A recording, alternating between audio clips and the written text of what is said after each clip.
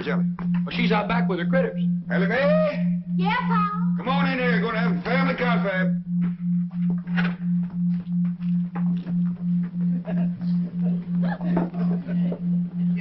Now, as you all know, poor widow Fenwick and her young'un is coming to spend the day, and we all got lots to do.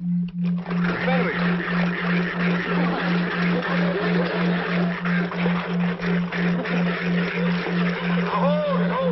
We'll start doing right away. I'd like to say a few words first. Now, let's commence with the victuals.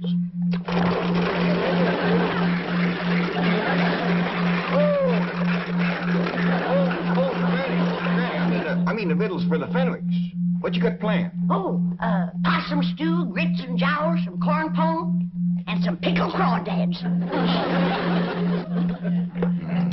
Sound a little rich for folks that ain't ate for a while. Well, maybe you're right, Jed.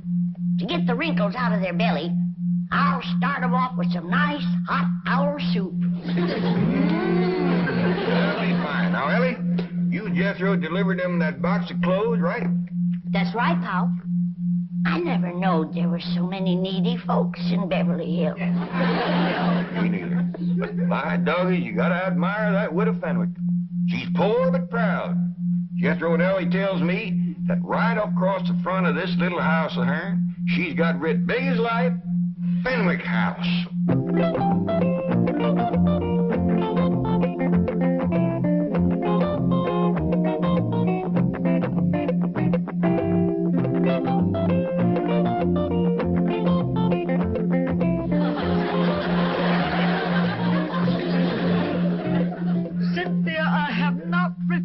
To visit the Clampetts.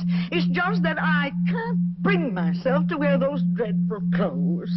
They are not dreadful. They are the very latest fashion introduced at the Willows Finishing School by Miss Ellie Mae Clampett herself.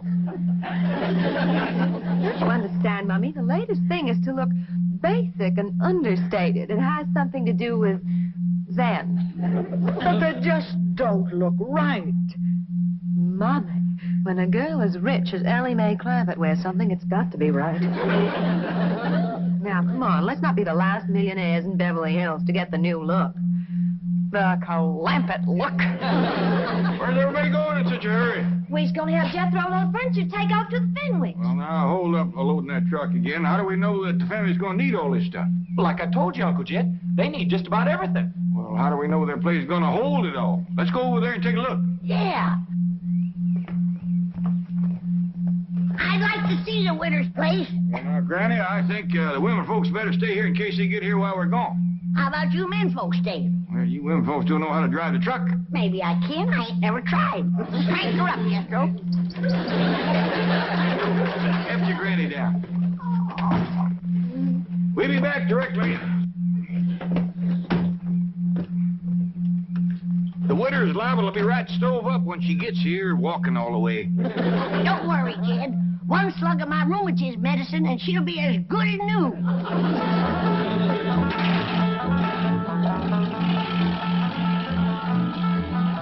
Granny, can your rheumatism medicine sure enough cure rheumatism? I didn't say it can cure rheumatism, Ellie, but it can sure make having it a pure pleasure.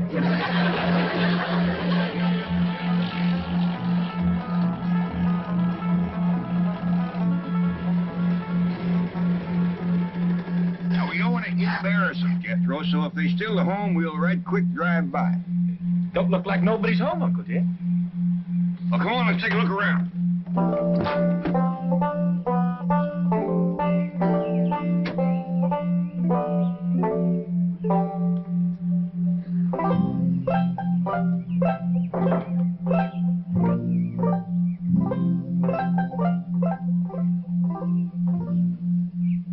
They found the box of clothes, Uncle Jed.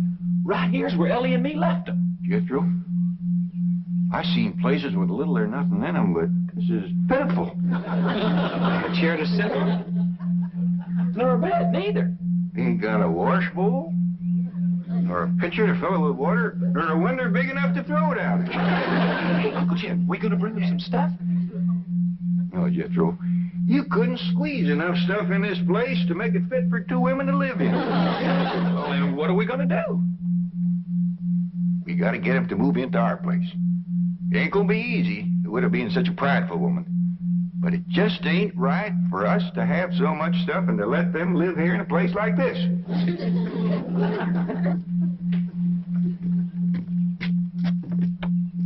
Now, there's something I just can't understand. How can folks live in a big, fine house like that and let a poor, starving widow and her young'un live in a place like this right outside their gate? Uncle Jet, let's go up and give them what for. It ain't for us to speak judgment on them. Maybe the spirit of love will take hold like it did Miss Drydale. The Clampetts are moving along. The Clampetts are moving along. Howdy, Miss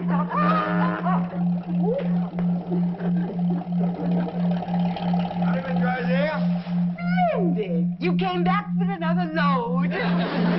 Well, now, hold on. We decided not to move these things. Why not? Well, we're hoping that the Fenwicks will move in and use them here.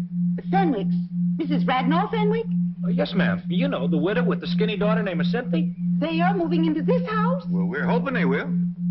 But this is marvelous. I've been trying for years to meet Mrs. Radnor Fenwick, and now she's going to be my next-door neighbor. Well, it ain't for certain yet. Have you engaged a real estate agent to help you sell them on the place? Oh, ma'am, we just kind of figuring on talking them into it when they come over. I'll help you. I'll dash home and change and come back and help you.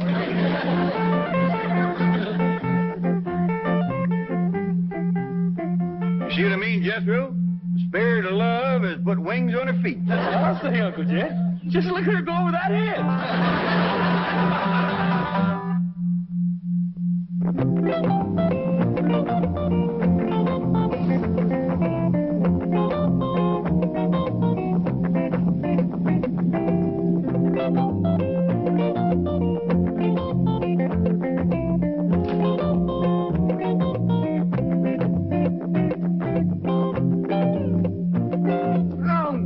Mummy, and that makes you look just like any other common, ordinary, everyday millionaire. Now take it. No, sir, I can't. I just can't. Well, you must. I just can't. Mummy, if anyone were actually to see you, I would die of mortification. Mummy, I thought I told you, no Jew. No, Cynthia, I feel positively nude without diamonds. We are trying to achieve the Clampett Look, a look of studied slovenliness. Oh, Beasley, our services, please.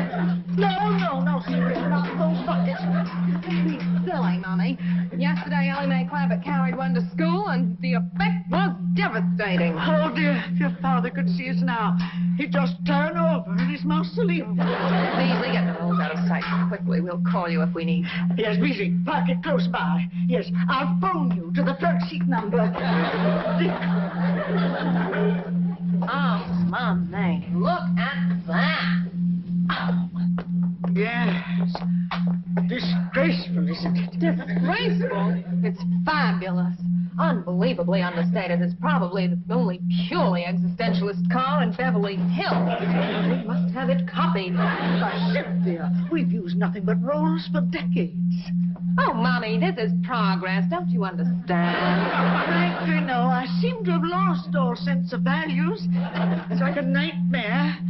Well, here, come sit down and pull yourself together before we meet them. Oh, it's just all so confusing. I just know this never could have happened if Coolidge was still in the White House. Huh? Don't you want me to set the table in the fancy eating room? I reckon not, Ellie. We gotta be special careful not to put on airs around the poor widow. Let's eat in the kitchen family style like we always have. Well, that's a good idea. If we want the Fenwicks to move in here with us, we gotta make them feel like this family. Jed, is the Fenwicks moving in with us lock, stock, and barrel? Granny, the Fenwicks ain't got a lock, stock, and barrel to move in with. Right, Ellie? That's right, Pa. Not even a rain barrel. He ain't got a pump. He ain't got a place to wash at all. Well, the best thing to do when they get here is to stick them in the tub and scrub them down. I don't think they'd take to that right off. Hey, Ellie Mae. Come on, Ellie, let's go swimming. What's the matter with you? We've got company coming. Oh, Granny, I'm hot and tired. You get into some decent clothes. Now, hold on, Granny. I think maybe Jethro will solve their problem. You see there, Granny? I solved your problem. What problem, Uncle Jet? getting the Fenwick scrub without shaving them none. You mean I should do it? Or you just go for a swim in the cement pond and take along a cake of your granny's lye soap and a nice stiff brush. Ellie Mae, when the widow and her young'un get over here, you invite them down to the cement pond for a swim. Okay, Pa? When they get down to the pond, Jethro, you commence the soaping and the scrubbing and the splashing, and they'll get the idea. Dingies, that's a first-rate notion. Oh, thank you, Granny. There goes that spooky music coming out of the walls again. Boy, it's pretty. Yeah, I hope it keeps playing till the winter gets here. It might cheer her up. Well, someone best open the door. As soon as that music starts to play, someone's going to come knocking at the door. I noticed that. Take a look outside, Ellie. And you get your nakedness out of sight.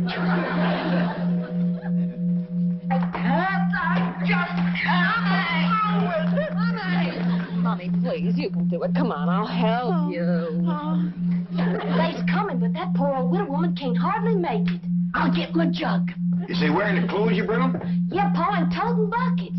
To carry home leftovers. Lord love 'em. Let's go give me a helping hand. Howdy there, Cynthia. This here's my Pa, and I reckon this is your mom. Welcome, welcome. Well, darned if you ain't plumb tuckered with a Fenwick, but don't you worry. Granny'll fix that.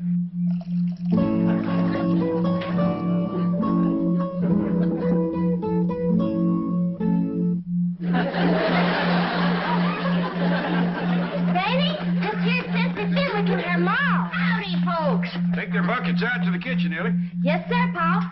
See you in a little bit, Cynthia. Thank you, darling. Too low. Ellie Mae, be sure they're scoured good and don't leak. Let's do it, Granny. Here, widow, this'll brace you up. Oh, thank you.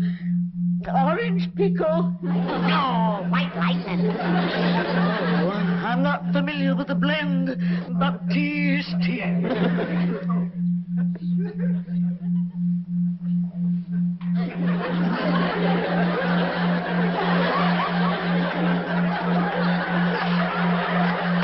Got her to breathing deep. Here, Mommy, have a cigarette, darling. Oh, I wouldn't let a flame so close to your maw just yet. You just might set her off. Come on, widow. Let's go to the kitchen. I'll give you a nice hot bowl of owl soup. Owl soup. Oh, Cynthia, please send for the rolls. No, Mommy. She's right, Witter. You don't need no rolls. Granny's baked some corn pone. Leave my corn. Come on, widow. Oh, Cynthia, please help me. Mr. Clampett, if I might be alone with Mommy for just a few moments, I think I shall be able to compose her. Okay, Cynthia. Just follow your nose to the kitchen. Yeah, the grits and jowls will lead you right to the door. Good gal, widow. Cynthia, did she say grits and jowls? Yes, Mommy, doubtless the maid and the butler. Now, come, do get a grip on yourself. Oh, yeah. Mommy, think of all the trouble the Clampetts have taken to achieve a total look. The truck, those clothes, their speech. Why, they even weave. You'd weave, too, if you ever drank their tea. Try to emulate them.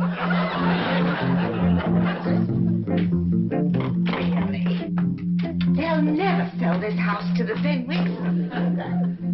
We can practice on the cleaning woman. Howdy there. Are you Grits?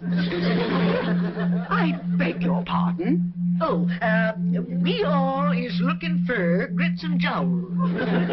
Well, you'll find them in the kitchen. And please stay there, out of sight.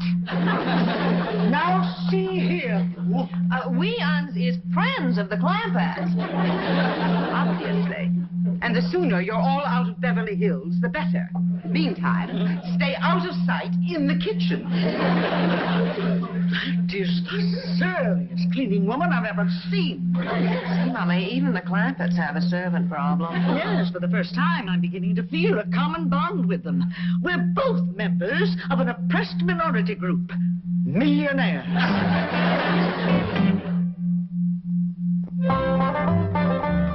Ain't the Fenwick sniffed their way to the kitchen yet? Well, not yet, Pa. Should I go and find them? Well, let's have a little confab first. Now, Jethro is getting powerful hungry, paddling around in the cement pond with that brush and soap. Ellie, you hinted to the widow and Cynthia about going swimming? Well, ain't had a chance, Paul. They must be nigh on to starving. Granny, can we skip the washing and go right to eating? Jed, from what you tell me about the way they've been living, I'd feel much better if they were washed down good before they sat at my table. Maybe you're right. They didn't look bad, but you never can tell. Oh, there you are. We're still looking for grits and jowls. Oh, we'll get to them directly. Ellie. Oh, Cynthia, I bet you and your ma would like to go swimming, huh? I wouldn't. And now neither would I. We got a dandy pond, all made out of cement. Nice clean water in it, too. And plenty of room to splash around and work up a good lather. No, thank you. Yeah, I'll pass, too. Maybe they just like to look at the pond. Show them, Ellie. Okay, Paul. No, we're not interested. We didn't even bring suits. Well, I got one that'll fit you. And I'll try and find one for you at a baseball possum, Jed. Yeah, now come on, ladies. Pond's right out here. Come on, here you go. It's right over there to the right. It's peculiar behavior. Why do you suppose they're so insistent that we come up? Mama, looky there. Magnificent. What a specimen of manhood. Who do you suppose he is? Let's find out. Clampett! Oh, Mr. Clampett. Who is that Adonis by the side of the pool? Adonis? That magnificent creature with the rippling biceps. Let's take a look, ma'am. That's why they wanted us to see the pool. They're going to attempt a little matchmaking. Oh, I hope so.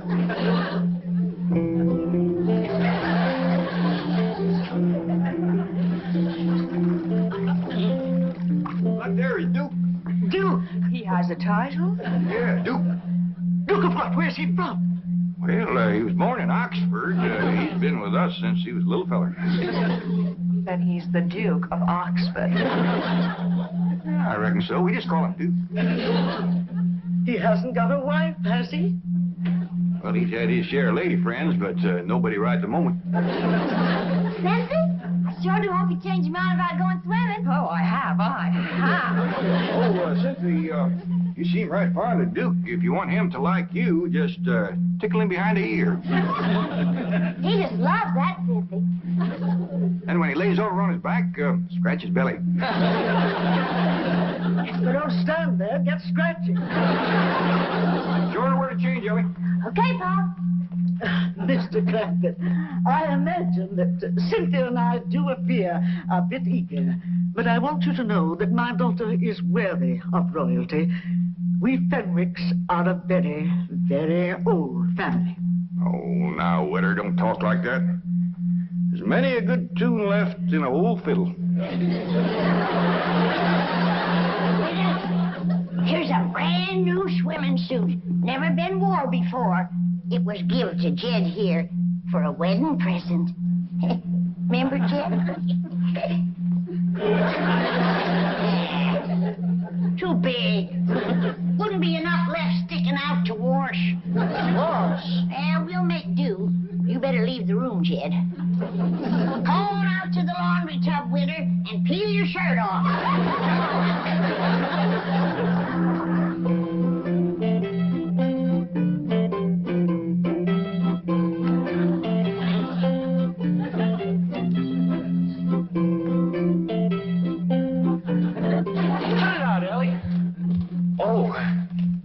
Excuse me. Howdy, ma'am. Your Grace. Yours, too. Permit me to present myself to you. Well, thank you very kindly, but I don't think my Uncle Jed would let me keep you. Oh, Your Grace. Yours, too. I am Cynthia Fenwick. Oh, hey, is your ma coming? No, we are quite alone. Well, shall we go in the water? No, I'd rather not. Well, then why don't you just sit here and you can watch me? Your Grace. Yours too.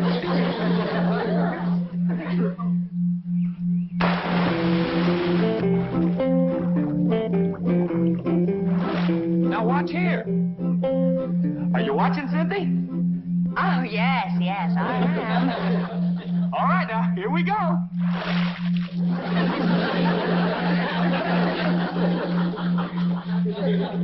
You get the idea? Well, it looks as if you are taking a bath.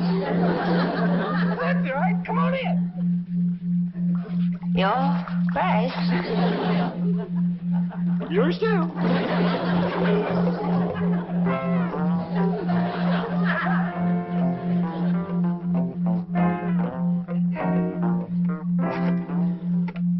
Mobile operator, give me JL 13411. No, make that 12. I want the front seat. I thought I told you to stay out of sight in the kitchen. Now look here. I have taken all the abuse I intend to take in this house. Clampett Look or no Clampett Look. Duke or no Duke. I refuse to... Oh, Beasley! Come quickly, please. This is... Now you get out of here and take that other antique with you. I refuse to take orders from a poorly dressed, ill-mannered, overweight cleaning woman. Why, you lousy hillbilly. I am Mrs. Milburn Drysdale. And what does that mean? It means that I am a pillar of society. You were a pillar. I am cutting you down to a stump. Don't you dare pull a knife on me. The only thing I'm going to pull on you is your head. Well, Jethro, Granny said she had trouble scrubbing the winter. How'd you do with the daughter? I tried, Uncle Jet, but that girl ain't washed in so long I couldn't sell her on the idea. Granny said the winter bucked like a mule, too, and then she busted loose and run. Can we eat now? Yeah, Jethro, scoot up the back way and get some clothes on. Hey, you know something, Uncle Jet?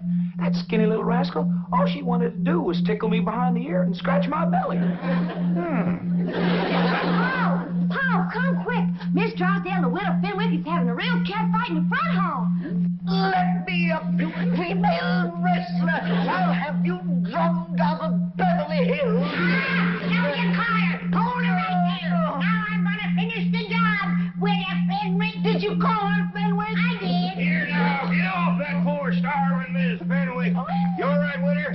You all right? No, I have never been less all right in my entire lifetime. Beasley's here. What's the matter? Ask no questions. Just flee for your life. Uncle Jet, can we please eat now? Not being you, Jethro. A fellow named Beasley just grabbed the winter and her young and made off with him. Come on, we gotta catch him.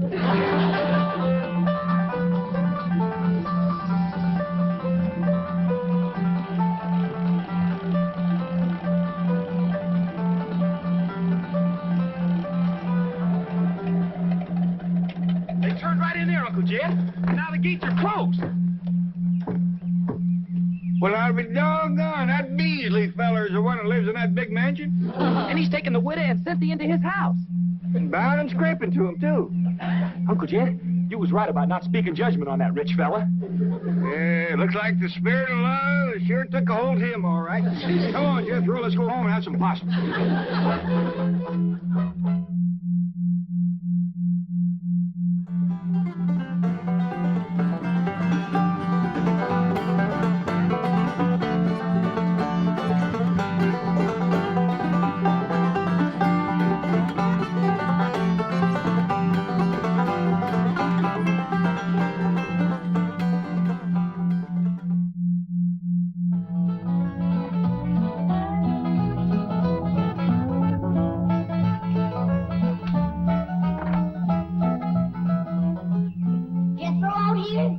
He'll be back directly, Granny. I got him running.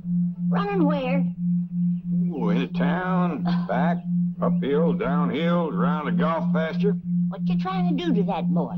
This morning you had him swimming up and down the cement pond like he was chasing a catfish. I'm just testing him, Granny. See, he thinks he's got a hankering to go courting. Courting? Yep. Jethro? Yep. Ah, what girl is he hankering to court? Well, I don't think he's got a girl yet. He's just got the hankering. That young'un ain't ready for courting. Maybe he is, maybe he ain't. That's why I'm running him and swimming him. I figured to dull his edge a mite. Then if he still feels like chopping wood, he's ready. Yonder he comes.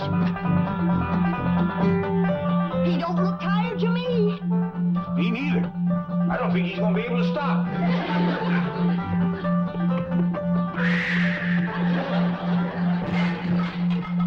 It could have been worse. You could have took out 5, 10 foot of wall. I'm sorry I busted this fancy vase, but I reckon I got going too fast. Yeah, I reckon. How far'd you run? Oh, I figure 15, 20 miles. Top speed? Oh, no, sir. I stopped once. Well, there were some fellas digging this here ditch, and they looked right tuckered. So I dug them a block or two a ditch while they rested. But I run extra special fast the rest of the way home to make up for it. We seen you. And heard you. Well, boy, you swum about 5 miles, run 15 to 20, dug a couple blocks of ditch. How you feel about courting right now? Uncle Jed, if they was a pretty girl on the other side of this house, I'd jump clean over it. He's ready. Here you are, Paul. Thank you, Ellie. Now then, Jethro, let's talk about courting. Well, I'm fixing to advise Jethro on courting. Yes, sir. I want to hear the advice, too. Well, advice to girls is liable to be a mite different than advice to boys. Well, different how? You go ask your granny. Yes, sir. Granny? Close that door. Granny! What you doing in there? I'm listening. What for? You ain't liable to hear anything you don't already know. I realize that. I'm just checking my memory. You women, folks, you have your talk someplace else. Jethro and me is fixing to talk man to man. Come on, Granny. Let's go talk outside, woman to woman. Then we'll go courting. Ellie Mae, courting's for boys. Girls just sit around and wait. Kid, you sure got your work cut out for you.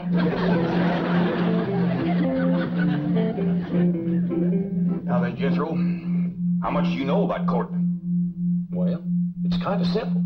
You find a girl, and then you marry her. Boy, I want to tell you something. There's a whole heap of in-between. Like what? Like finding the right girl, for one thing. Sometimes that ain't so easy.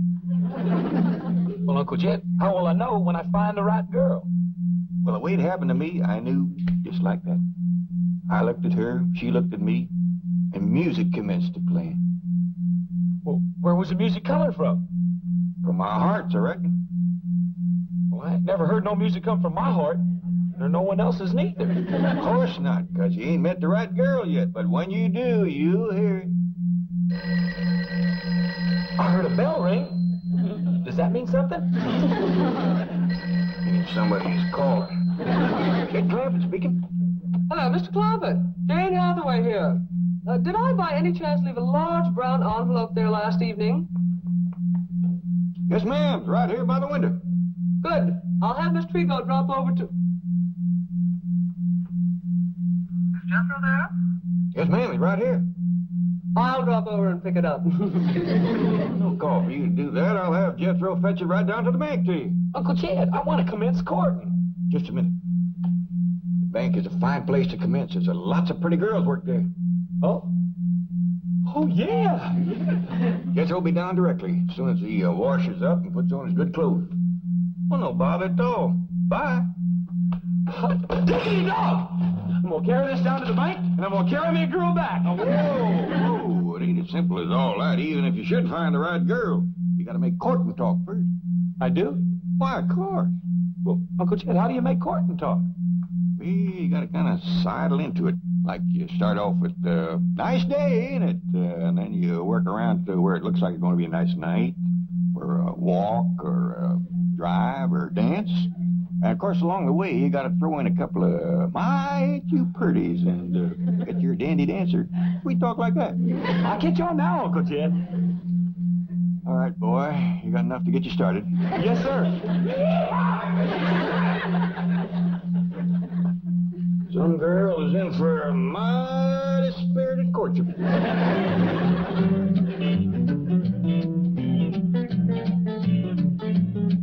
Oh, now then, type up a business expense voucher for last night's dinner conference.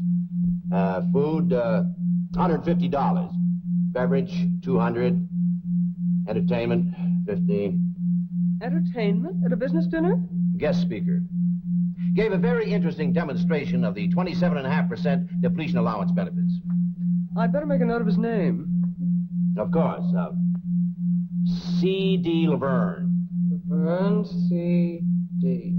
That's right. Now take a letter to, Excuse me, I'm sorry, but there's a Chickadee Laverne who insists on seeing Mr. Drysdale. Chickadee? What? You tell old Chick I'll call him from the club. Call me nothing. You promised me cash on a barrelhead for the show I did last night. You are C.D. Laverne? Just call me Chickadee. That was a very interesting demonstration of depletion allowance benefits, Miss Laverne. Thank you. I do this dance where I take off everything except 27.5%.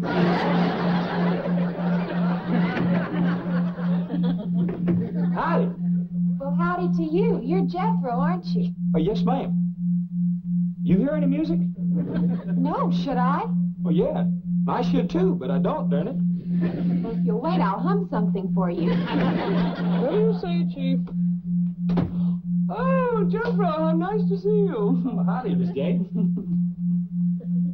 Something wrong? No, just listening for music. What kind of music? Heart music. Heart music? Try me again, Jethro. Yes, ma'am. Janet, I'd like to speak to you in the pool. Pool? The secretarial pool. Let's go.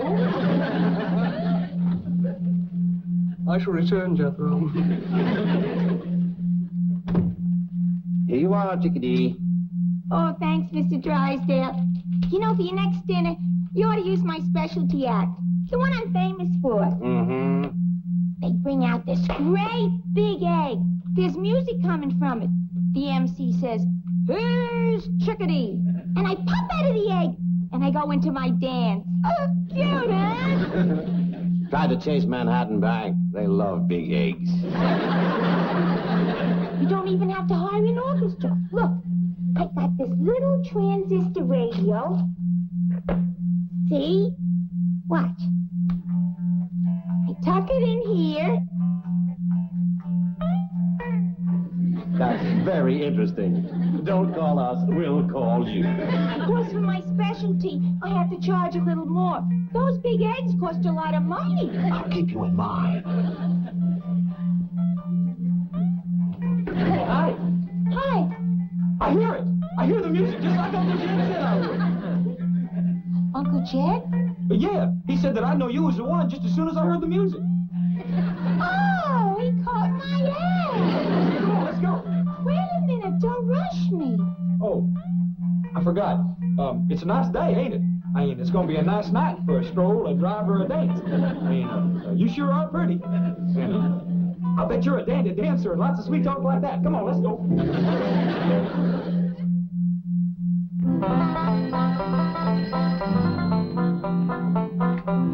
Jed Clampett speaking. Oh, howdy, Miss Jean. Jethro get there all right? Yes, and he brought the envelope, but now he's disappeared. I can't find him anyplace.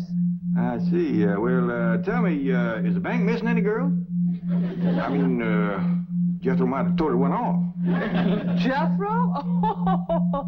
Oh, I hardly think that... Wait a minute. There is one possibility. A girl from the secretarial pool who... False alarm? No girls missing. Oh, that's too bad. Well, thank you, Miss Jean. Bye. What's too bad, Jed? Jethro didn't find him no girl down to the bank. I told you that young'un wasn't ready for courting. Yeah, maybe just as well. I was worried I hadn't given him a good enough talk first. With Jethro, it takes a little extra. That's a fact. The last I heard, he thought his ma found him under a cabbage leaf. Well, I'll finish cleaning my rifle, and when he comes back, I'll take him hunting. That'll give me a chance for a real man-to-man talk. Looks like Jethro done all right. Found herself a girl. From here, it looks like he found himself a girl and a half. Hey, kid, is this where your uncle lives? Yeah, me too. He must be a millionaire. Well, he's got 35 or 40 million. Does that make him one? Does it ever? Tell me something. Why do you drive this, truck? Well, I already run to town and back once today. Huh? Ooh, that's a big one. Big strapping girl like that can sure help you with the housework, Granny. Housework, that girl can pull a plow. Let's go meet Uncle Sugar. Well, that's Uncle Jay. Yeah. Yeah.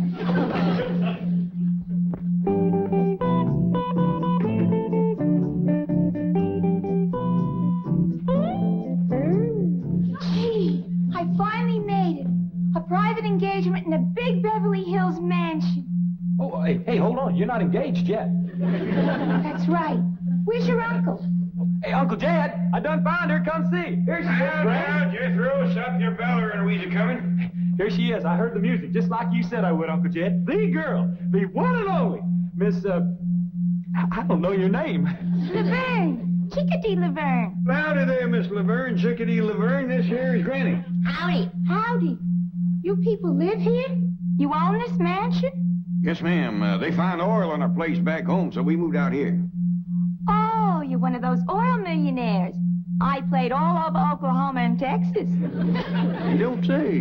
Well, this here's my daughter, Ellie Mae. Howdy. Honey, I don't want to worry you, but your fur piece is moving. This here is possum. Ellie Mae, take them critters outside. I told you again and again, the house is no place for them. Yes, sir, Paul.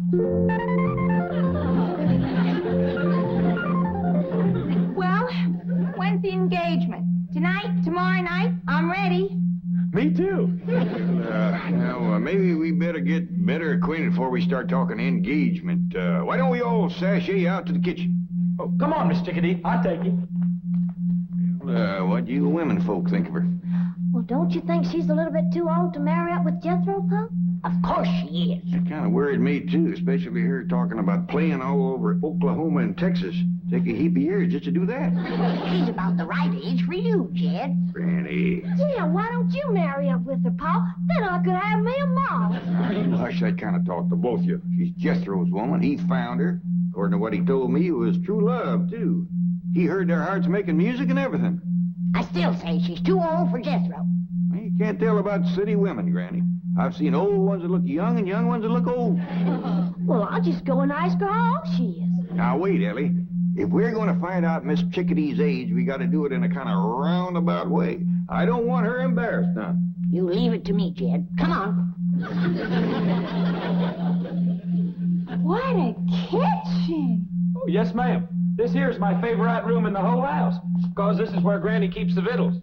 Do you like to eat victuals? I don't know. I don't believe I've ever eaten any. Well, Miss Laverne, Chickadee Laverne, how you and Jethro getting along? Oh, just call me Chickadee. I love this mansion, and this kitchen is the end. Oh, no, there's a lot more out back. Ain't that right, Granny? Speaking of that, how old are you? Granny, that ain't hardly what I'd call roundabout. Excuse her, ma'am. Oh, that's all right. By the way, I don't want to rush you, but I'm ready to work anytime. It's going to be a thrill working in this beautiful mansion. You hear that, Granny? Jethro, I'll say this for you. You didn't pick a lazy woman. Thank you. Maybe you better get better acquainted with Granny here, because she's the one you're going to be working with. You got to be kidding. Huh? I can do anything you can do, honey. Granny's little, but she's wiry. She moves around real good. Yeah, I know, but, well, couldn't I work with her? Oh, sure, if you'd rather. Well, I mean, she's younger and all. She's a heap younger than you. Granny. How old are you? Granny, how about you and Ellie Mae womping up some victuals for Miss Chickadee, and I'll show her around the outside. Can I go along with you, Uncle Jed? No, Jethro, you finish eating. You're still a growing boy. You're kidding. Well, can I come along and show her my critters? Well, we can do that later, Ellie Mae. Right now, Miss Chickadee and me got a little talking to do. Young'uns, you better clear out. Something tells me there's going to be fireworks any minute. Now, I realize that Jethro looks like a full-grown man, but he's still kind of a boy. Yeah. He's cute, though. Well, I'm glad you feel that way. He's a fine young'un. Now, I'd like to know a little more about you, Miss Chickadee. Oh, you mean about my work? Yeah, everything. Just everything right from the start. Well, I got my start in burlesque, New York. Sounds like a nice place. About how long ago was that? You don't have to be exact. I'm just trying to get a notion. Oh, about 18, 19 years ago. Is that a fact? That's when I first broke out of the egg.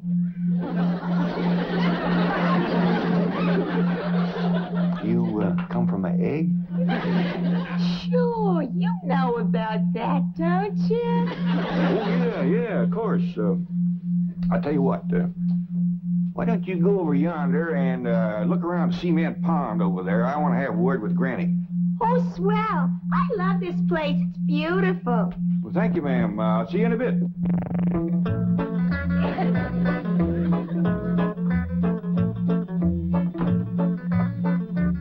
You know, Granny, maybe Miss Chickadee ain't the right woman for Jethro. Of course she ain't.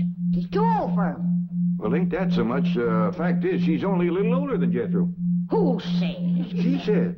She told me she was born 18, 19 years ago in a town named of Burlesque, New York. Hogwash. She ain't no 18 or 19. Well, whether she is or whether she ain't, there is a bigger problem. What's that? Well, what with Jethro thinking he was found under a cabbage leaf, and her thinking she come from an egg, I just don't see much future for them two.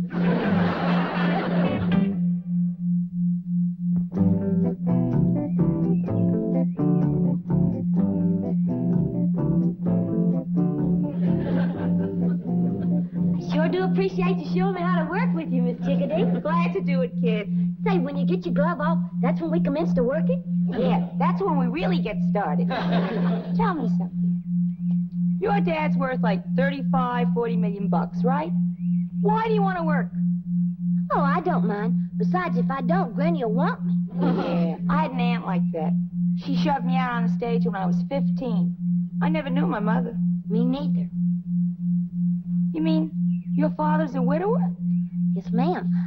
I was kind of hoping he'd marry up with you so as I could get me a mom. Really? I like you. And my critters like you, too. And when critters take a liking to folks, they's generally good and not mean or nothing. Yeah. Hey, you want me to show you what Elmer can do? Now watch him take this here grape out of my pocket.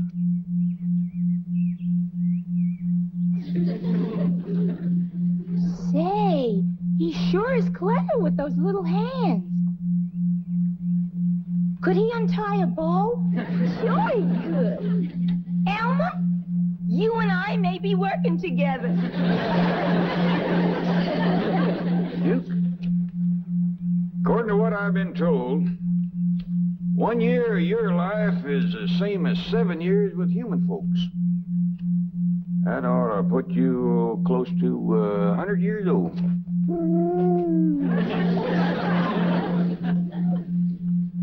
Well, I didn't aim to worry you none.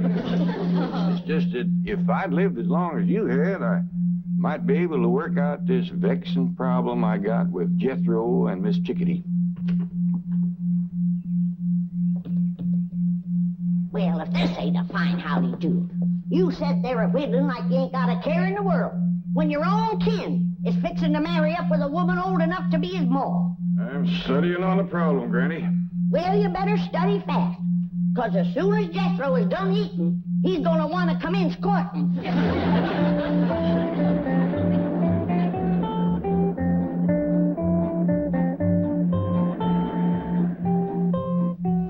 Howdy there, folks. Mr. Clampett. Granny.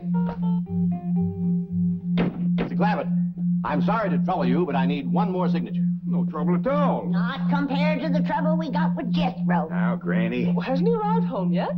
Oh, of course. He's right out there in the kitchen now, poking down the middle. I shall pop in and pass the time of day with the handsome lad. Miss Jane would make a heap better match for Jethro than that old.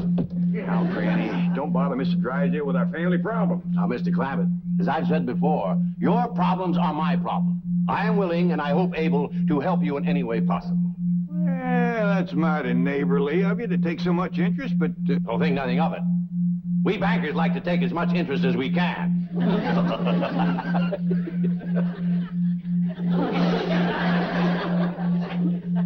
I was making a joke. Interest, banker. I suppose you might call that an inside joke. Oh, well, come on inside and tell it. We ain't got no time for jokes. Jethro is a-heading to the altar with the wrong woman. What's this? Now, Granny, Mr. Drysdale got a bank to run. Precisely why I'm interested in your problems. Now tell me more. Well, you see, Jethro is in love with this girl. Girl. Yeah, Miss Chickadee does look a mite old for her years. Did you say Chickadee? Yes, sir, Miss Laverne, Chickadee Laverne. Where did Jethro meet her? Down by your bank, I think. Mr. Clampett, that girl is a stripper. What's a stripper? Someone who takes off their clothes. What's wrong with that? But she takes them off every night. Well, I don't sleep in my clothes neither. Sweet, innocent Jethro has run afoul of your Chickadee Laverne. Yes, I've been told. Mr. Clampett, believe me, this is not the right girl for Jethro. I told you so. Please, Mr. Clampett, let us get her away from here as quickly as possible. Well, I wouldn't want to hurt her feelings none. She's right friendly and a willing worker. Here she comes. Hold on, I reckon it's my duty to talk to her first. Miss Chickadee, about the wedding. Oh, that's going to have to wait, Uncle Sugar. I got this great new act that's going to make me the sensation of show business. Now you watch.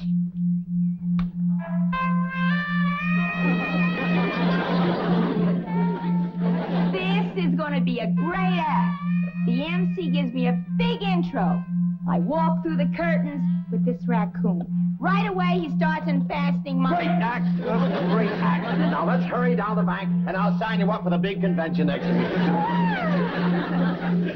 Hey, Uncle Jed, where's Mr. Drysdale taking my sweetie? Never mind, Jethro. But I found her. She's mine. I courted her and sweet talked her and all. Forget about her, Jethro. Go take yourself a swim.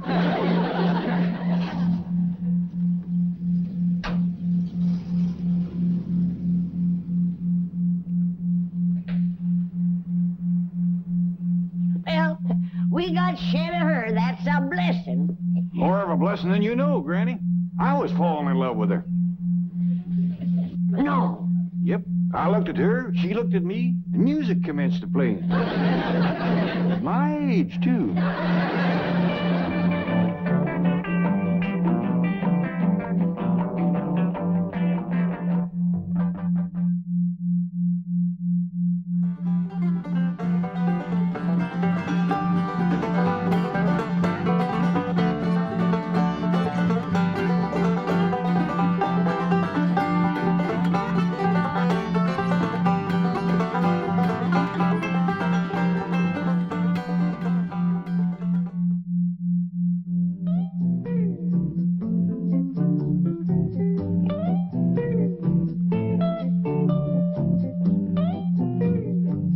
Mr. Drysdale, your past is here to haunt you.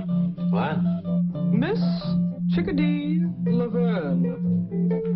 That stripper you engaged for one of your business dinners? I am not a stripper. I am an exotic, interpretive dancer. And I've got a great new act for your bankers convention, Mr. Drysdale. That is Elmer and me. Elmer? Isn't that Ellie Mae Clampett's raccoon? Yeah, gee, it's a cute act.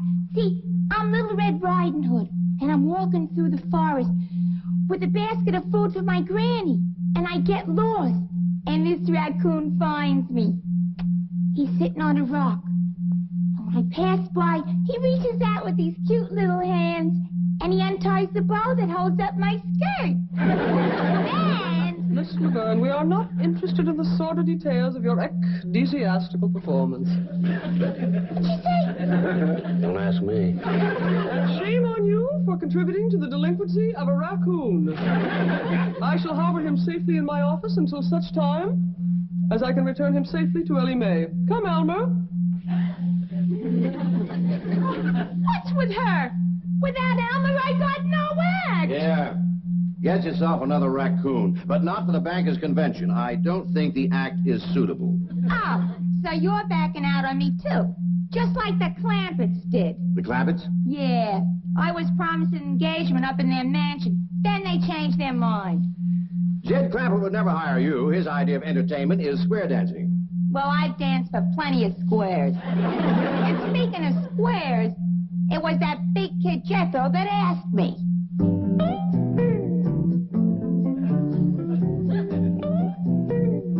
Miss Chickadee, I love you. Will you marry me? Jethro, your granny tells me you got thrown out of school today. Yes, sir, Uncle Jed. I got thrown out for writing on my writing desk. What's wrong with that? I think it was because I done the writing with my pocket knife. You've been doing a lot of foolish things lately. What's come over you? I think the boy is ailing, Jed. Looky here. His school lunch ain't even been touched. Jethro don't eat, he's ailing. Everything in there that he likes. Grits, jowls, ham hocks, and ponies. How come you didn't eat them, boy? Uncle Jed, can I tell you the truth? Well, I hope you always will. I ain't hungry for grits or jowls or hawks or pone neither. All I want is Chickadee. Well, why didn't you say so? Granny, fry this boy up a nice big pan of chickadee. There's everything in here that he likes. Now, what's this? That's my writing desk I wrote on.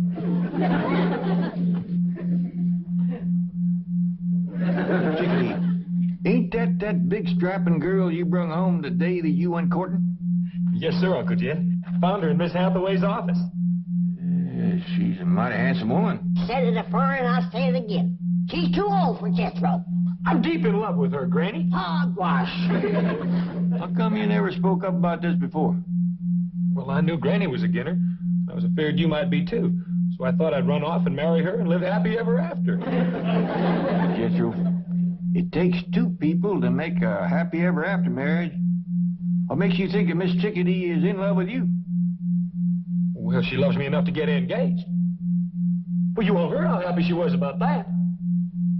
Come to think of it, I recollect her saying something about an engagement, Granny. Double hogwash. If she shows up here, I'll woodshed the both of them. But I'm telling you the truth. That big kid Jethro was sitting right here. And when I came out of your office, he jumped up, grabbed me, put me on his truck, and drove me out to his Uncle Jed's mansion, where I was promised an engagement.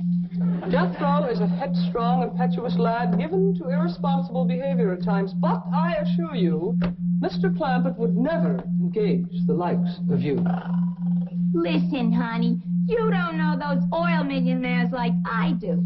They give some pretty crazy parties. Now, Mr. Clampett, now take your tawdry bauble and go. Gee, where am I going to find another raccoon that knows how to unfasten a dress? I'm sure you have a surfeit of ignominious methods by which to practice your reprehensible art. Oh, sure. What'd you say? I know you have lots of acts. Oh, sure. I got bubbles and fans. Maybe I could even go back to my old act. The one I'm famous for. You know, the one where I break out of the egg? That's how I got my name, Chickadee. But that Red Riding Hood bit sure had zing. Took a long time to learn, too. Yes, now, if you'll excuse me, Miss Laverne, I want to give Ellie Mae the good news about Elmer.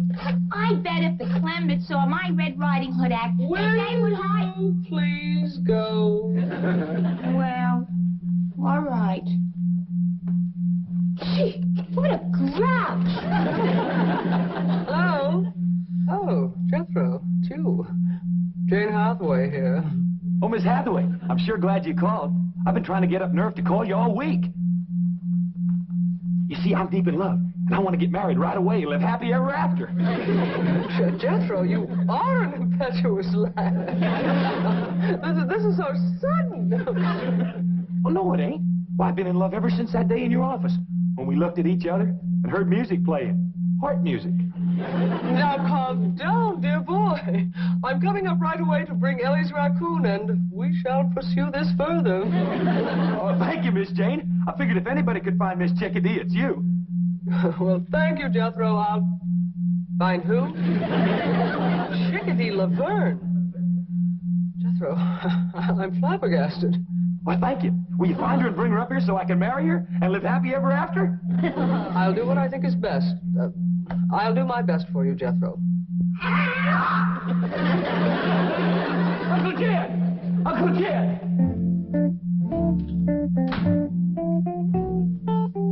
Well, Chief, the fat's in the fire now. You and your exotic dances. Corrupting that sweet, innocent boy. What are you babbling about? Jethro is in love with Chickadee Laverne. Oh, baloney. At his age, I was in love with every showgirl I saw. It's puppy love. Jethro thinks it's the real thing. He says they looked at one another and he heard music play. Music? Oh, I know how that happened. When Chickadee left my office the other day, she had this little concealed transistor radio. So obviously, when she ran into Jethro in your office, he heard the music and thought it was love. How horrible. Oh, forget it. Jed Clampett can handle a case of puppy love. Miss Hathaway, there's a raccoon in your office. Oh, no, Jed, don't panic. You've seen a raccoon before. Not like this one. It keeps trying to undress me.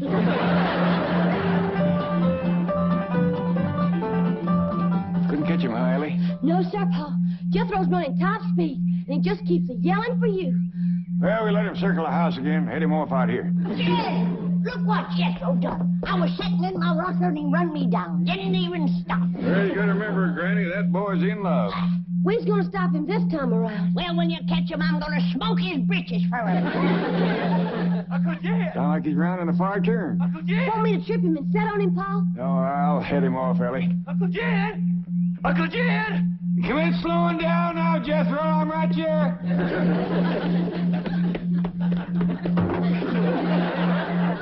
Now what is it, boy?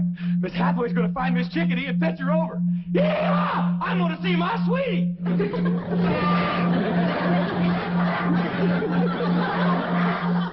Jethro, put that truck down.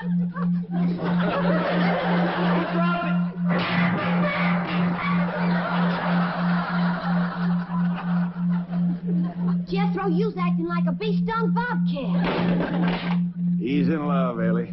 Jethro, you go have yourself a nice long swim in the cement pond, and we'll let you know when Miss Chickadee gets here. Yeah! Wild young'un, I'm so dad-burned mad, I could bite nails. Granny, I reckon you forgot how it feels to be in love. Why do you suppose I'm so dad-burned mad?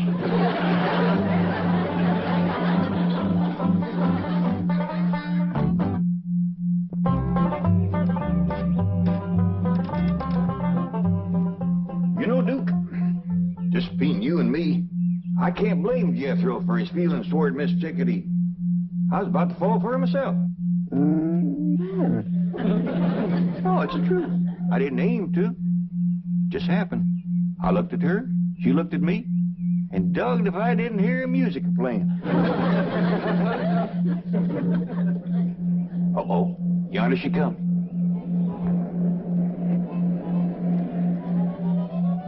Howdy, Mr. Clampett. It's me, Chickadee. Howdy there.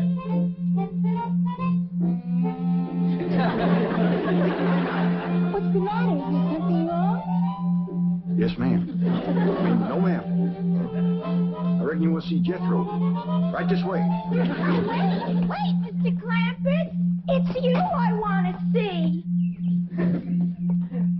Now, ma'am, you don't want to see old broken-down mountain goat like me, all crippled up and wore out, good for nothing. What are you talking about? Me, ma'am, I'm older than the hills. Who cares? Now turn around. I want to talk to you. What about? About the engagement you promised me. No, that wasn't me, ma'am. That was Jethro. Word of honor. So it was Jethro. Do I get it or don't I? Yeah, we're folks that keep our word, ma'am. If you was promised, I'll see it is kept. Good.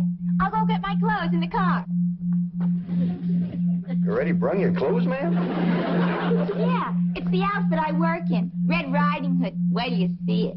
Well, now, Miss Chickadee, I'm hoping you ain't gonna rush things, because I think a long engagement is gonna be best for everybody. Oh, that'll suit me fine. The longer the better.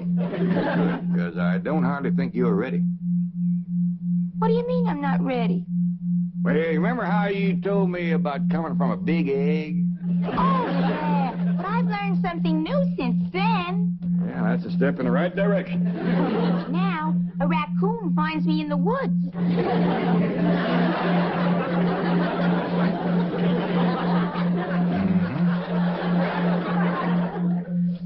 Miss Jane, I sure do appreciate you bringing Elmer back. Oh, my pleasure, Ellie. Could you tell me where I might find your handsome cousin? Who? Jethro. Oh, Jethro, he's out swimming in Cement Pond. Thank you. Something tells me we're finally going to make music together.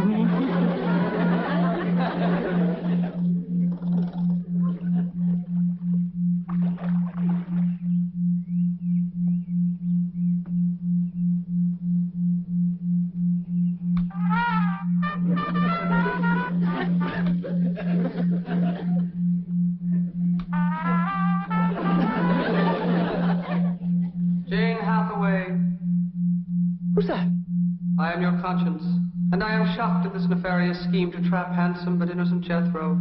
Is that what they taught you at Vassar, Wellesley, and Smith? No. As a matter of fact, I got the idea from a stripper. This is not a matter for levity.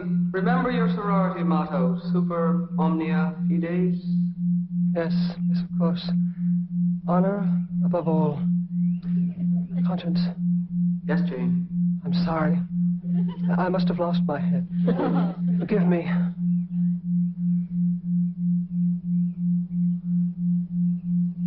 Conscience. Yes, Jane? Go take a flying leap!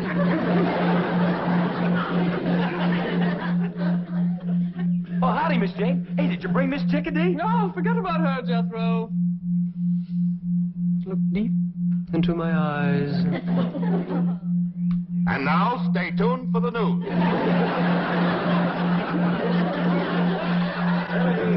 Willie-Mae! Willie-Mae! Here I am, Pop. Good. Now, Miss Chickadee is in that room up top of the stairs there, fixing to change her clothes. Why don't you run up there and see, can you help her? Yes, sir, Pop. Oh, you better leave Elmer here. Him being a boy raccoon and her being so innocent, she's allowed to be powerful modest. What you mean, Pop? Well, let's just say that she ain't had things explained to her too good. Now, run along and see, can you give her a hand? Give who a hand? Miss Chickadee.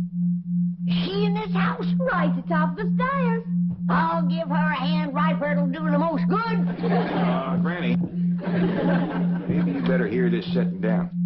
Hear what? Jethro is engaged to Miss Chickadee. No. He gave his word, and she's holding him to it. She's too old to marry Jethro. She's too old to marry anybody. Why, she's done past 20. In years, maybe, but in some ways, she's just a little child. Besides, women gets married older out here. What you mean? I hear tell of a movie star that got herself a man when she was 27. And then just to prove it wasn't no fluke, she got married 5 more.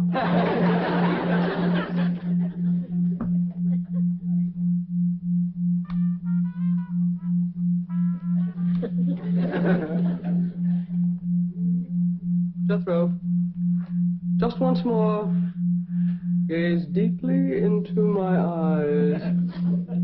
Have you brushed your teeth today? Miss Jane, are you going to help me find Miss Chickadee or ain't you? I am not. I'm going to go out and find her for myself. Jethro, listen to me. We can make music together. Please, just give me one more chance. And another thing about her, Granny, she ain't lazy. Why, she's up there right now putting on her working clothes. We'll see. We'll see. Miss Chickadee's a-coming!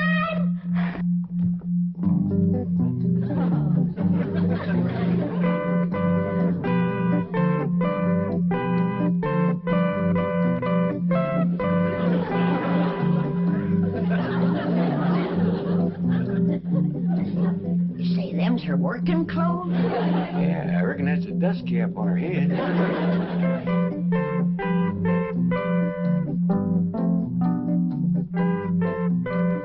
What you got in the basket, Miss Chickadee? Why, it's a basket of food for Granny. Did you hear that, Granny? Yeah, I hear it. I'll wait till I taste it before I get too excited. Now, stand over there. You can see me work better. Oh, well, if you're going to show off how you work, I'd best go fetch Jethro. He'd be right interested. All right, now stand right over here so I can get a good view of everything. That's fine. Now you just watch.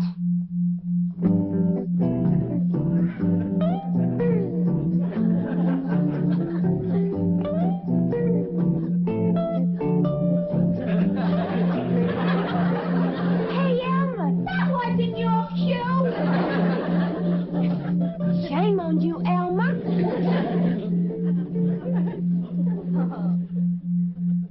I'm sorry. You mean she's here? Yes, ma'am. I think she's fixing to dust the hall first. Get ready for a wedding, everybody. Jethro and Miss Chickadee's gonna get married right away. Who says so? The code of the hill says so. He done seen her in her underclothes.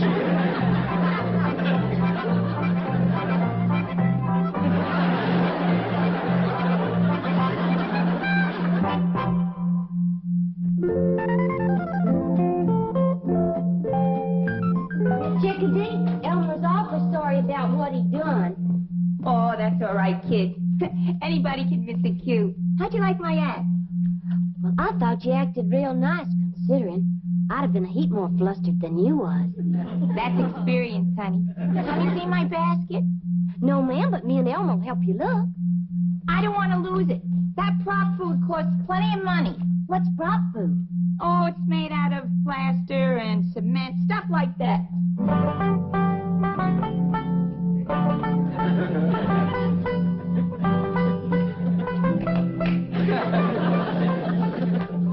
Yeah, I reckon that'll keep Jethro out of our way for a spell. What'd you do with him? Throwed him in the cement pond. I told him swimming 5 miles was part of getting properly engaged. That boy'll swallow anything. Well, he'll have a time swallowing Miss Chickadee's cooking. You know that basket of food that she brung me that she was so all-fired proud of? Yeah? Pitiful. She bakes a nice-looking loaf of bread. Yeah? Let's see you slice it.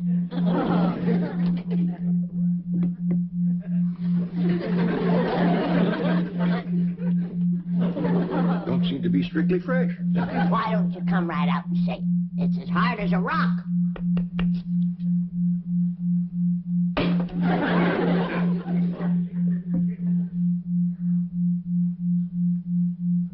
Tastes might like cement. I don't think she used any baking powder. Or yeast, neither. I ain't even sure she used flour. Well, it's a fine-looking slab of ham. Ain't got much of a hickory-cured smell to it. Ain't got no smell at all. You know, Granny, I think this woman's trouble is she overcooks everything. I sure do feel sorry for Jethro. Yeah, the boy sets a great store by his victuals. Well, I'll just have to pitch in and learn Miss Chickadee about cooking. That ain't all you're gonna have to learn her. What you mean? Well, remember how she thought she'd come from an egg? Yeah? She got herself a new notion now. She thinks she was found in the woods by a raccoon.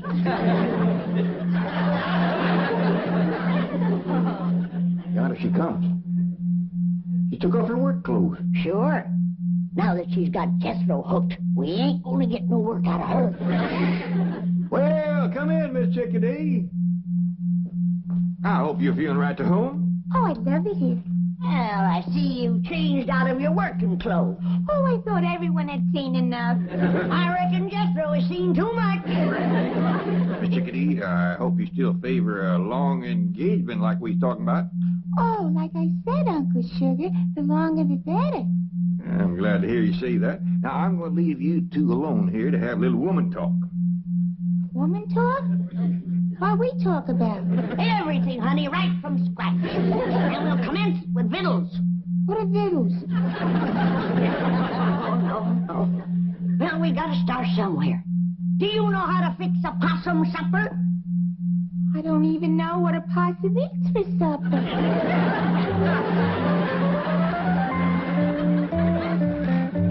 Hi, Mr. Drysdale. Did y'all come for Jethro and Miss Chickadee's wedding? Wedding? they're actually getting married. You see, Chief, I told you. I warned you that the consequences of your perfidious association with that nefarious... Where are they, Ellie Mae? Well, Miss Chickadee went in the kitchen to talk to Pa and Granny. Jethro's in the cement pond. I'll circle the house and head off the pool. I said take the skillet and put some lard in it. What is this cooking bit? I came here to dance.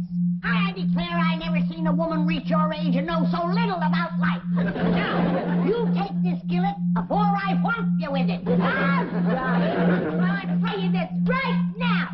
If I'm gonna cook, I'm gonna get paid extra for it. Get out of here, you scheming sexpot.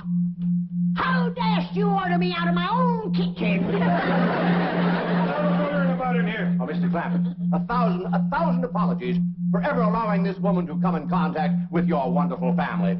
Come on. Oh, better let you have this skillet. Give it to him. He can probably cook better than you can. Now get this straight. I'm here to dance, not to cook. Well, if Jethro's got a choice, I know he'll take cooking over dancing. That boy is overpowering fond of victuals. Who cares about Jethro?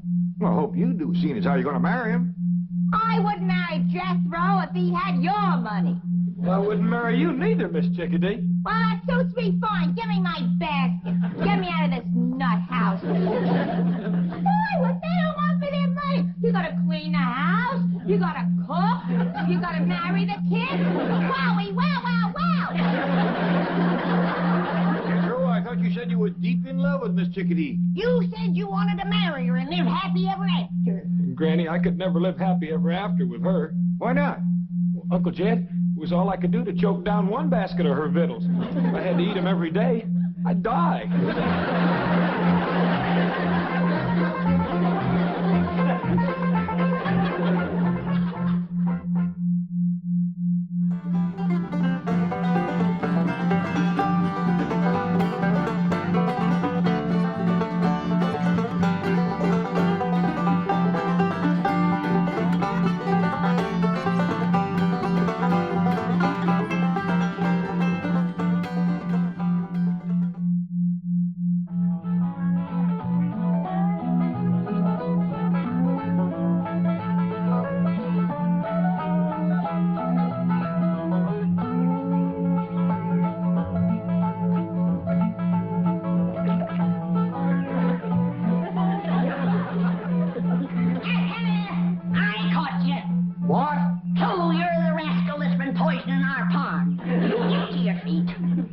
Poisoning anything. You're not, huh? Get away. Get around there! Now, if you're not poisoning the pond, let's see you tip up that jug and take a swig. Well, I can't do that. It's concentrated chlorine. It kills the algae and fungus. It kills fish, too. We've tried 2 or 3 times to stop this pond. But this water's only for swimming. What do you think fish do? Walk? Take your jug of poison and get out of here. Lady, I'm only following orders of Mr. Drysdale. Aha! So Mr. Drysdale put you up to this, did he? Yes, ma'am. And now, if you don't mind, I'm running a little late. You're running fast, that's how you're running.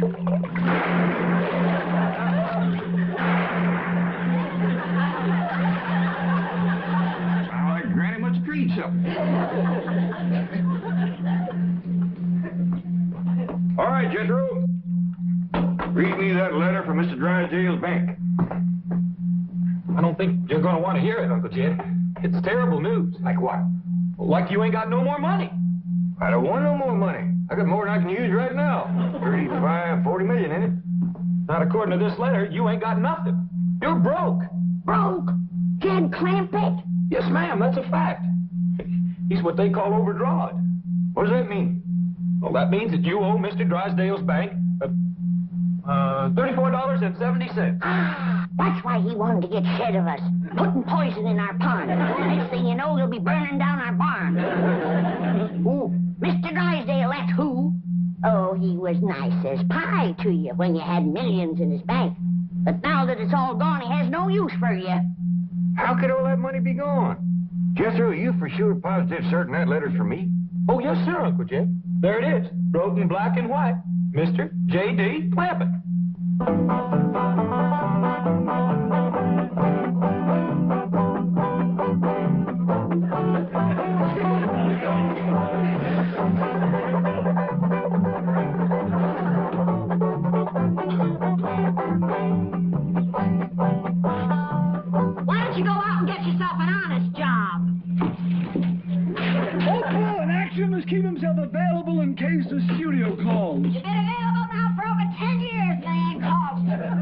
Hush! You tell it to all the neighbors. Tell them. They already know you're a bum. I am an actor. You are a bum. Oh, Paul, you are going to regret that when my big break comes, and it's you. Charles Boyer has switched to character parts. So, who do you think is going to take his place as the suave, continental leading man? Not you, Jake.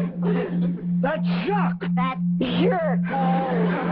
Maybe the good news is right here in this mailbox. Now, you listen to me. You open that box and you're going to pick up every single bill that falls out. Hold your apron, Opal. Why, put up with this. I'll never know. Someday, this will all be fan mail. Can't even go home to Mother. We're living with her. Someday, I will open this bank statement, and it will say that I am worth $36,422,000. And someday, I will turn into Liz Taylor. It did say that. What? I'm worth $36,422,000. Well, don't just stand there, Liz. Help me look. I'll tell you where your money went, Jed Clampett. Why you're flat busted broke. You're living too high on the hog. Hello? Could I speak to Mr. Drysdale, please? Oh, thank you very kindly. Mr. Drysdale done left for the bank. What do you mean, too high on the hog? That's what I mean, too high on the hog. Back home, you used to holler 2 miles to your neighbor. Out here, you can't even holler next door. You have to use an expensive telephone. Hey, I don't hardly think I spent $35 million on the telephone. Milkman, come. Want some? That's what I mean. Buying milk off of the truck instead of having our cow and squeezing our own. There you go, using your finger instead of your lungs. Well, now, Granny, the bank's about a 4 to 5 mile holler. Well, Jed, I'll drive you down to the bank in the truck. That's the most sinful waste of all. Buying expensive gasoline for that fancy truck instead of walking a paltry 8 or 10 miles. I don't mind walking. Just got my shoes fixed. And you wonder where your money went. Well, Granny's cheap here and buying him a new pair. Young'uns don't need shoes out here in Beverly Hills. That's one thing this place has got. Barefoot weather the whole year round. Morning, Paul. Can I ask you something? Sure, Ellie. There you are. There's the whole thing in a nutshell. Take a good look, everybody. Well, what's the matter, Granny? I was just fixing to give Wendell his breakfast. That's just it. Back home, we used to live off of possums. Out here, possums are living off of us. Fetch me my big lard barrel, Jethro. Lord barrel. Granny, you ain't fixing to fry Wendell, are you? No, child.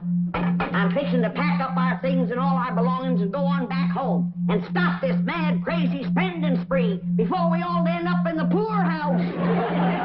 Or maybe get poisoned from the poison pond. The poison pond? Well, Granny, me and Wendell was just going swimming. Well, save your swimming for the creek back home. Now, simmer down, Granny.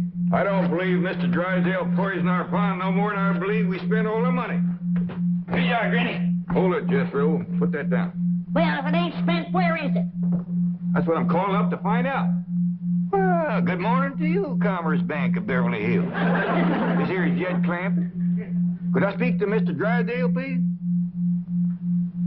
Thank you, ma'am. Everything must be fine. It's real friendly. Mr. Drysdale's office? No, I'm sorry. He's on his way to the airport for an out-of-town trip. Mr. Drysdale's leaving town? That's where your money went, leaving town with him. Could I please talk to Miss Hathaway? Well, I'm afraid she's with Mr. Drysdale.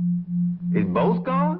It took them both to tote your money. Start packing, young'un.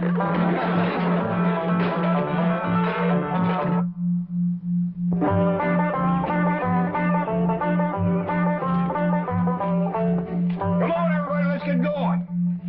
Paul, Granny says she ain't a-coming with us to the bank. She's a-coming, all right. If I leave her here, she's liable to move out before we get back. But, Paul, she's a-packing a barrel, and she says she ain't gonna leave it. Don't you worry about it. Just hop on there. She's a-coming. Granny, he's all going down to the bank.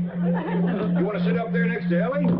Or you want to ride in that barrel? I'll ride with Ellie. But only because I'm sitting on the cabbage grater.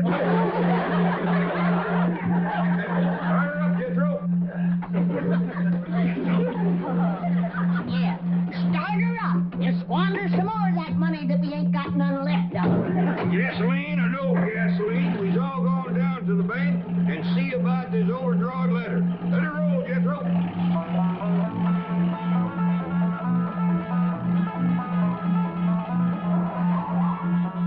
Hey, you in that truck. You can't stop there. Move on. Well, Mr. Policeman, we got business in the bank there. Move on or I'll give you a ticket. Oh, no, thank you. We already got a ticket for parking here. Two of them. $5 ticket and a $10 ticket. Hey, Doggy, we should have brought him along. Move on or I'll give you a $20 ticket. Thank you very kindly, but we couldn't let you do that. What? We still got our pride even though we is flat busted broke. Oh, you're vagrants. No, sir, we's clumped Jed, this Ellie Mae, and sitting next to her. You want me to run you in? Well, no, sir. You just stand aside. I'll walk in. We got business in there. Oh, you're not only traffic violators and vagrants, you're bum tech artists. Now get that heap out of here before I arrest a lot of you. You sure ain't being very friendly. We don't want your kind in Beverly Hills. Now move it. You wouldn't talk so sassy if I had my gun. Done. Drive on, Jethro. I got the feeling that we ain't welcome around here no more.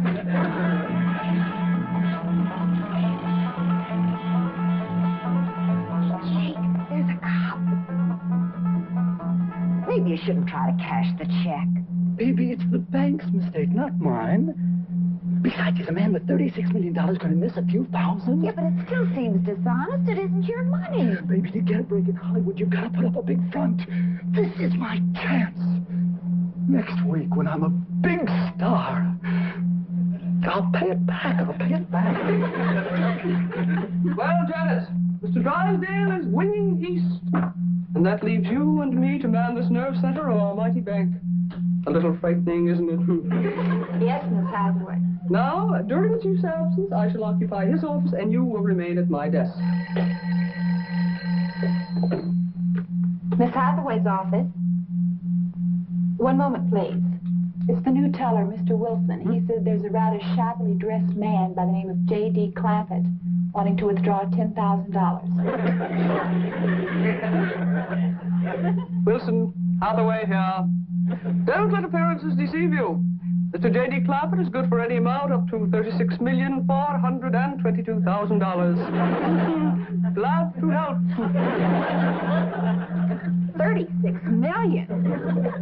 Needless to say, he is Mr. Drysdale's favorite depositor. Oh, that reminds me. The chief is having some work done at the Clampett estate. New filtering system for the pool, repairs to the driveway. I'll get on the phone and see that these things are taken care of.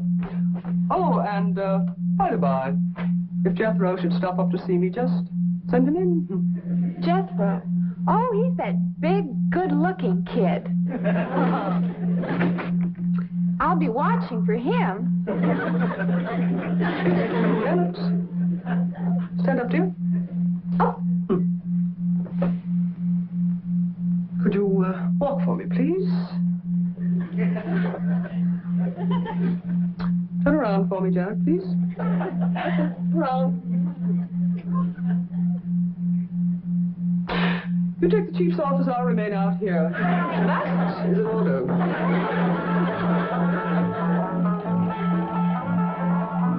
How about it, Uncle Jed? We gonna pack up and go back to the hills? It's up to you to decide, Jed. You're the head of the clan. Whatever you say, go. What's it gonna be, Paul? Go back home or stay here? We're gonna stay here. No, we ain't. We're going back home. Jed's gonna whop you, Granny. I'd rather get whomped than poisoned. Or shot down by Mr. Drysdale's hired killers. What hired killers? That policeman out front of his bank. He was going for his gun when we drawed away. Let's go back and whomp that rascal. We'll fuse the whole thing. Wait a minute. Now, ain't nobody going nowhere or do nothing till I am dead for certain convinced that Mr. Drysdale has turned against us and he's trying to get himself rid of us. What does he have to do to convince you, Jed?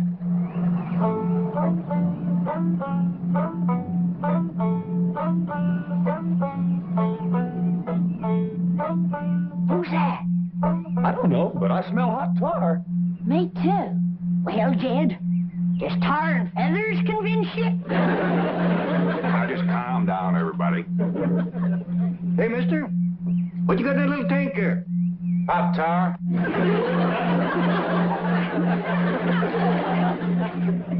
Is it for anyone in particular? Yeah, a fella named Clampett.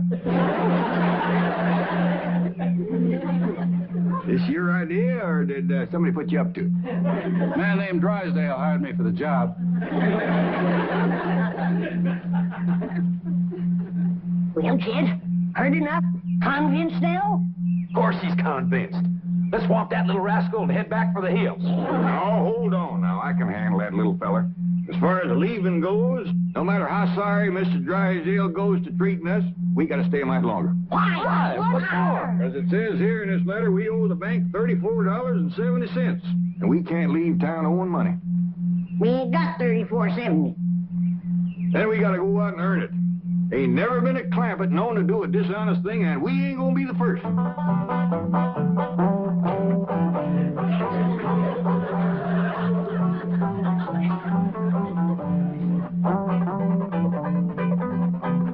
Now, don't you and your mother wait dinner for me, doll. I'll grab a bite of the studio commissary. What studio? Well, how can I tell until after I've weighed all the offers? Oh, and stop packing, doll. I can't wait to get away from that old, broken-down heap. Now, that's no way to talk about Mother's house. Who's talking about her house? Jake Clampett. Jacques, dear, Jacques. Oh, and doll, here. Get yourself some decent clothes. But Jake! Don't worry. I'm on my way to the bank for more. Get yourself a mink. After all, your husband's in pictures now. You are the wife of a star. I'm the wife of a bum! Little man, can I talk you out of this? Why don't you stop bugging me? I got a job to do. Yeah, well, like I keep telling you, I don't think you're man enough to do it. At least he's not alone. Well, I do. Please, won't you give up this notion? Want to know something? You're going to get hot tar all over you. I'm sorry you're such a muley, little feller. There he goes. Just be thankful I didn't head first into the hot tar. Yes, sir. Thank you, sir. Now let's go figure out how to raise that money.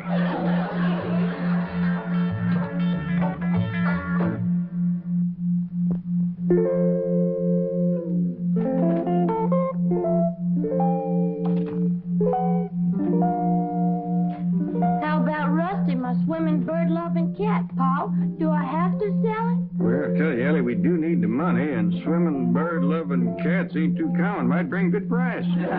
All right, Paul. Well, how about Earl, my Benny Rooster that plays dead? Well, Benny Roosters that plays dead is kind of rare, too. Paul, do I have to sell little Army?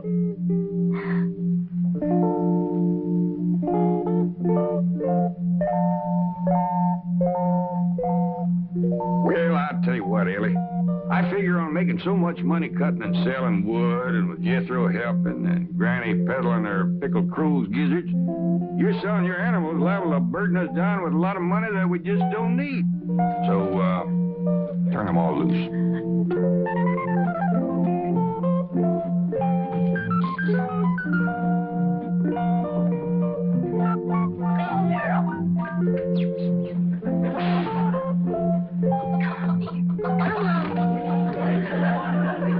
How you coming, Jethro?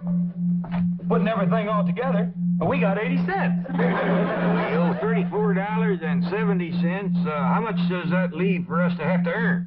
Well, let's see. 34.70. Naught, take away naught, leaves naught. 7, take away 8, leaves minus 1. 4, take away naught, carry over minus 1, and bring down the 3. Doggy, you sure can cipher. That's one thing we got out of Beverly Hills, a fine education for you. Fetch my gun. Fetch my gun. Get me my gun. What's the matter now, Granny? I just caught another varmint out by the cement pond. Says he's gonna shut off my water. What for? Drysdale's orders. Says he's putting in a new system. I reckon that means he wants to get rid of us. Can't believe a man would be mean enough to thirst us out of here. I say it's feuding time. We've been provoked beyond human endurance. Howdy, Miss Hathaway. Give me that phone. I'll take it. Jed Clampett speaking. But, Mr. Clampett, how can you be at home? You were just downstairs drawing out another $10,000. What? Stay there. I'll call you right back. Well, Jake, you made it, just like you said you would. There you are in front of the movie cameras. Action. Cut. Thank you, Mr. Clampett. Thank you. Just one thing. This will be on the 5 o'clock news. Thank you so much.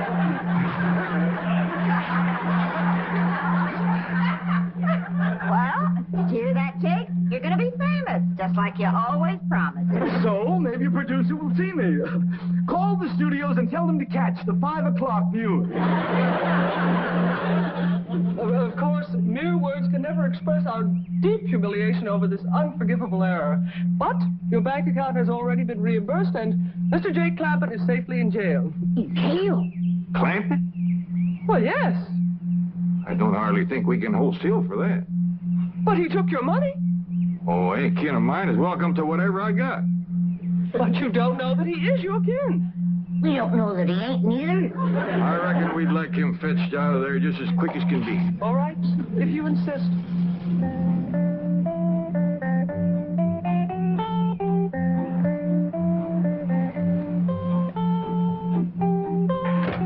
Now, this is what I mean by putting up a front. Wow, Jay. That's jock. I warn you not to try and take advantage of this situation.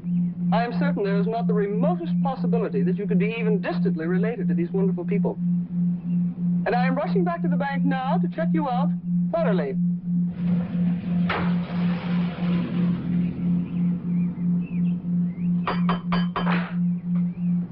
Well, howdy there. You must be Mr. and Mrs. Clampett. Cousin Jed.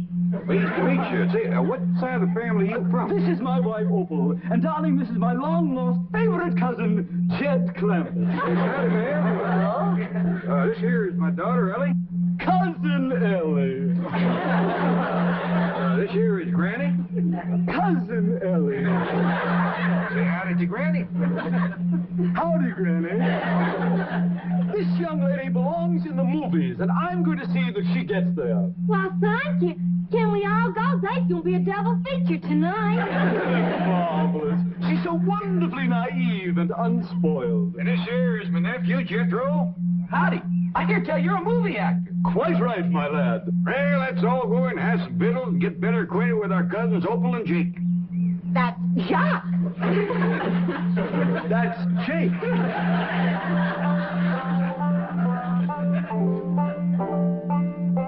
Wow, Jake, look at this room. Yeah, well, I reckon you being married to a movie actor, it ain't quite what you used to. You can say that again. Well, we got bigger rooms down the hall. Oh, no. This is fine. Oh, by the way, don't let this thing fool you the way it done Granny. She thought it was some kind of a fancy bathtub. And duck your head when you walk under this thing. Of course, you can't hurt it none. It's been walked into so much, just hanging there in 100 pieces. Mr. Clampett, that's a crystal chandelier. Yeah, but you don't want to try to light none of them candles. I reached up, stuck my finger in one of them one night to feel for the wick. Knocked me clean across the room. Electrically wired. Oh, yeah, it's held together real good. Well, that's one thing Jake doesn't have to worry about, being too tall. Yeah, I noticed that. He's about the shortest Clampett ever did see. You can say that again. Short of money, short of talent. See, man? Opal was just agreeing with you that I'm short. That'll come in real handy with these beds here. If Jethro and me was to sleep in one of them, we'd hang over from the knees down. Can I come in? What you got there, Granny? Victuals for the company. I bet you too's hungry. You can say that again. Let's go wash up. Oh, yeah, excuse us. I reckon Cousin Jake's woman is kind of hard of hearing. That's the third time she's asked to have something said again. Maybe she'll get some help from these pickled crow gizzards.